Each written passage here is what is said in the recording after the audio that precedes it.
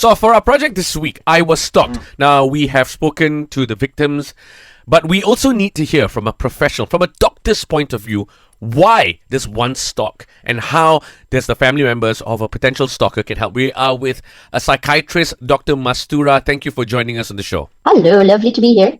Okay, so let's start off with that. Right? A lot of people, when they hear of cases of people being stalked, especially, when they read up about the stalker and they try and understand the situation, they're like, why? What drives this person to actually take on that unsociable behavior? Right. Most of the time, what people tend to veer towards is the belief that the perpetrator, the stalker, must be off his hooks, basically. Yeah, usually. But actually that's not really true. When we look at the numbers of crimes and criminals out there, specifically, there is a great difference between the proportion of individuals who commit crime and has mental illness with the number of people who commit crime who do not have mental illness. It's easy for us to just automatically say they're criminals because they have a mental illness. And then when we talk about mental illness as well, we need to differentiate between certifiable major severe mental illness with non-certifiable non-major mental illness. What am I talking about? The difference here is whether the mental illness is so severe that it impairs their judgment, their understanding that it is something wrong to do, crime. Having mental illness does not automatically absolve a person of responsibility, criminal responsibility.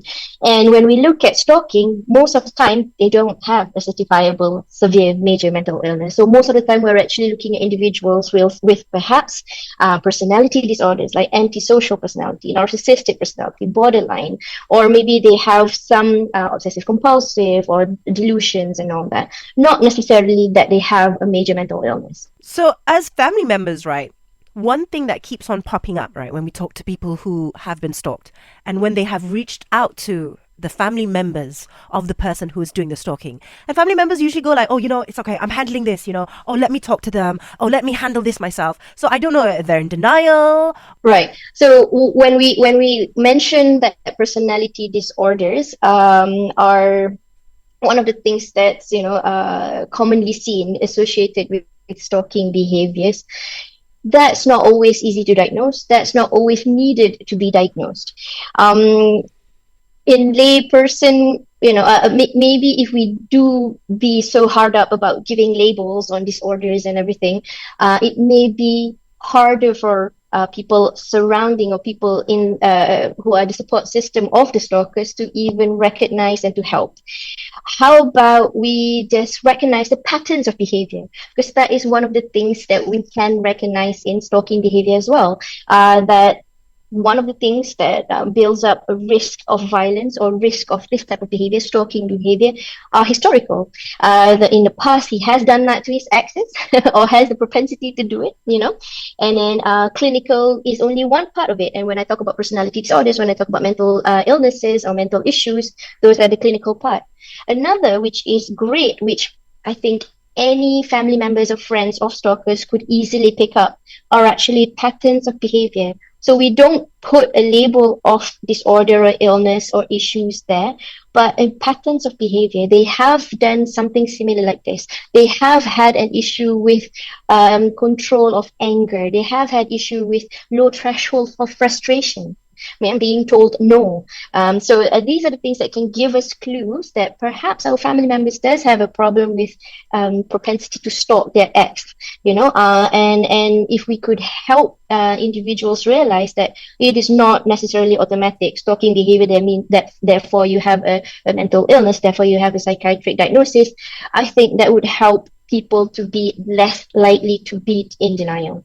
How does a family member help? What do they do? Do they send them to clinics?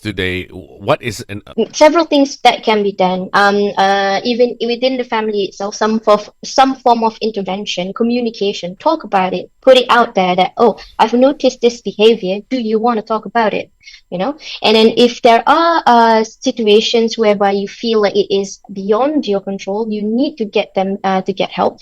that's when psychological assessment, psychiatric assessment and management can play a role. So the things that you should that should point out that perhaps this is what's happening is there's some loss of or reduction in functioning. Either the stalker himself, you're noticing, is not as functional as before at work. Socially, he's so obsessed with the stalking victim, the individual that he's focusing on, neglecting responsibilities, complete change of behavior where you think that he is in danger of endangering himself or others. So these are the key points of when you realize that, okay, so maybe I need to intervene further and bring him for professional help.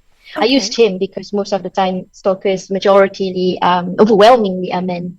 Okay.